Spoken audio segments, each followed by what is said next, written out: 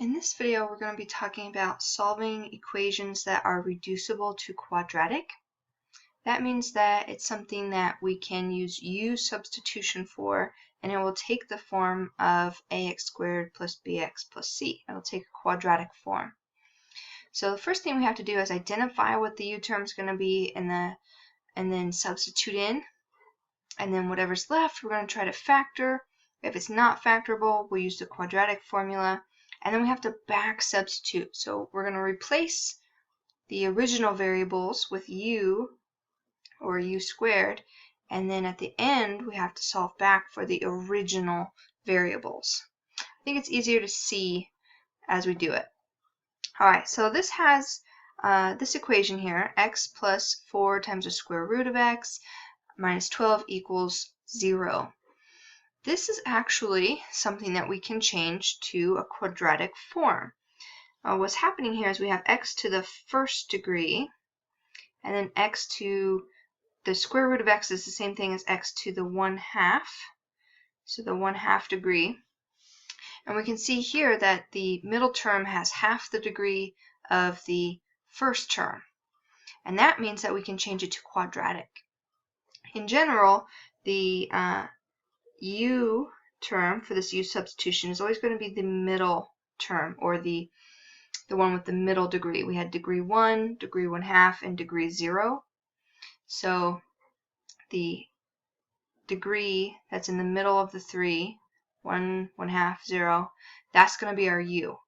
So we're going to let u be the square root of x. Then if we squared both sides of the equation, we would have u squared. So we square the left-hand side, square the right-hand side, and if we square a square root of x, we would just get x, right? So wherever we see an x, we're going to replace it with u squared. Wherever we see a square root of x, we're going to replace it with a u. Hence we get u squared plus 4u minus 12 equals 0. Notice that the coefficients all stayed the same, right? 1, 4, negative 12. Those don't change. We're only substituting in for the variable part. Now I want to solve this new equation here. My first attempt is going to be to factor. So I want things that are going to multiply to negative 12, but add to positive 4. So I'm going to use 6 and 2. I can get 4 out of that. One of them has to be negative to multiply to negative 12, and it has to add to a positive 4, so I'm going to put the negative with the 2. 6 times negative 2 is negative 12. 6 plus negative 2 is positive 4. Since the leading term has a coefficient of 1, we can go right into our parentheses of u plus 6 and u minus 2. Now we're going to use our zero product property. It says each one of these factors, or I set each one of these factors equal to 0 because one of them has to be 0 to multiply to 0. That means that u could be negative 6 or u could be positive 2 if we solve those linear equations there. Sometimes I see students want to stop here, but we can't stop because we weren't solving for u. We want to solve for x. So this is where we substituted in, we solved it, now I have to back substitute. I have to get back to my original variable. I have u here, and u equals the square root of x. So I'm going to replace u with the square root of x for each one of these. And now I need to solve for x the rest of the way, because x is not quite alone. We undo a square root with squaring. So we square both sides of the equations. The square root of x squared is x, and negative 6 squared is 36.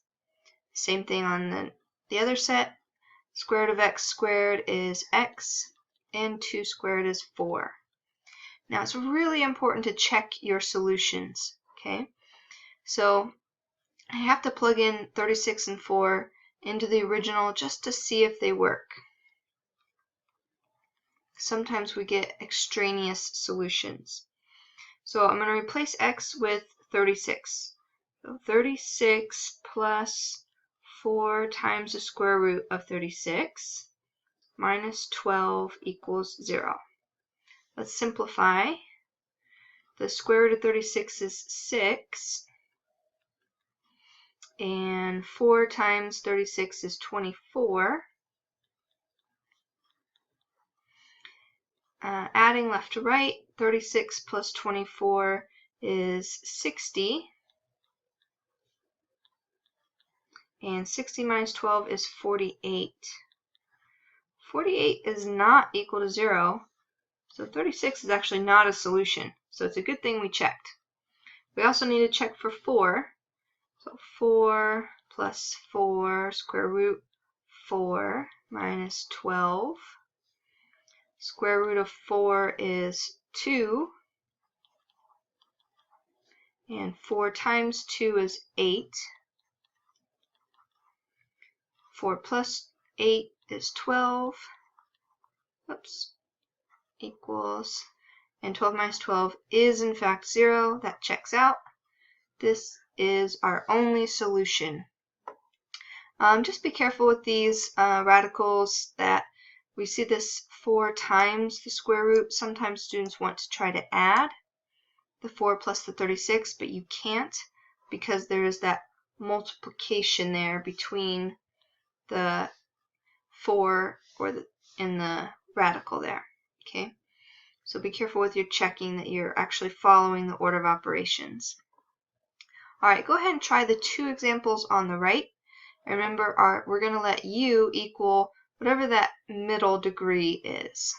Also note, this was a radical equation that we could have actually just solved using methods we learned in previous sections, the radicals module.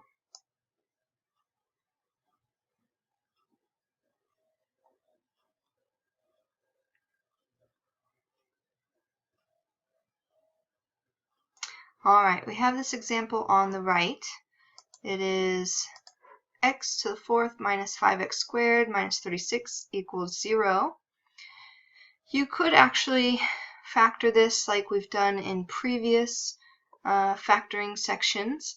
But we're going to go ahead and use the u substitution just to get practice with that. I notice here that the middle term is half the degree of the leading term. So this has degree 4. This has degree 2. 2 is half of 4. So I can use this u substitution to get a quadratic form. Alright, so I'm going to let u equal that middle term here of x squared. Just the variable part, not the coefficient. That means that u squared, so if I square the left side, I get u squared. Square the right hand side, x squared squared is x to the 4th. So wherever I see an x to the 4th, I'm going to plug in a u squared. Wherever I see an x squared, I'm going to plug in u. Everything else stays the same. So all those coefficients stay the same. Now I want to factor that equation. U squared minus 5u minus 36 equals 0. So I'm looking for factors of negative 36 that are going to add up to negative 5. I'm thinking 9 and 4. I can get 5 out of that. The negative has to go with the 9 to add to negative 5 and multiply to negative 36. My leading coefficient is a 1, so I can go right into my parentheses, factors of u minus 9 and u plus 4. I need to set each one of those equal to 0. That means that u could equal positive 9 or u could equal negative 4, right? We're asking what would make this factor 0. Positive 9 minus 9 would be 0. What would make this factor 0? Negative 4 plus 4 would be 0. So those are the 2 solutions. But we don't stop here because we're not solving for u, we're solving for x. So I have to back substitute. U equals x squared. I replace u with x squared for both of these. then I need to solve. So we undo a square with a square root. We're using the square root property here. That means we have to include both the positive and negative solutions. Don't forget that piece. Square root of x squared is x. Square root of 9 is 3. The negative square root of 9 is negative 3. Same thing on the right hand side. Square root of 4 is 2. But we also have the square root of negative 4 inside there. Square root of negative 1 is I. Then we have the negative square root of negative 4. So it's going to be the negative solution. And square root of negative 4 is 2i. So we have 4 solutions here. We can't forget our positive and negative solutions when we use that square root property. Alright, so I'll leave the check to you to check to make sure they work. Let's continue on with this example. X to the 2/3 minus 7, x to the 1/3 plus 10 equals 0. I notice that this is reducible to a quadratic because that middle degree is half of the first degree. This is 2/3, this is 1/3. The middle term is half of that degree. That means that I'm going to let u equal that middle term of x to the 1/3 power. And if I square both sides of that equation, u squared is just u squared, and x to the 1/3 squared, remember we just put 2 over 1, and that's how you get x to the 2/3. Alright, so replacing x to the 2/3 with u squared, and x to the 1/3 with u. Everything else stays the same. I'm going to try to factor it. Oops, I want factors of 10 that will add to 7. So I'm thinking 5 and 2, but I need it to add to a negative, so they have to both be negative if it's going to multiply to a positive. Our leading coefficient is a 1, so I go right into u minus 5 and u minus 2. Solve each factor for when I set it equal to 0. So u minus 5 equals 0 means that u could equal 5. And u minus 2 equaling 0 means that u could be 2. Right? We'd need to add 5 to both sides, add 2 to both sides, and we're here. Now, again, don't stop. I can't stress that enough. This is not the final solution. This is u equals. I need x to equal something. I know that u equals x to the 1/3, so I'm going to replace u with x to the 1/3 on both of these. Now, x is not alone, so how do I undo a 1/3 power? Well, what times 1/3 would give me 1? The answer is 3, right? This is this 1/3 power is the same thing as a cube root.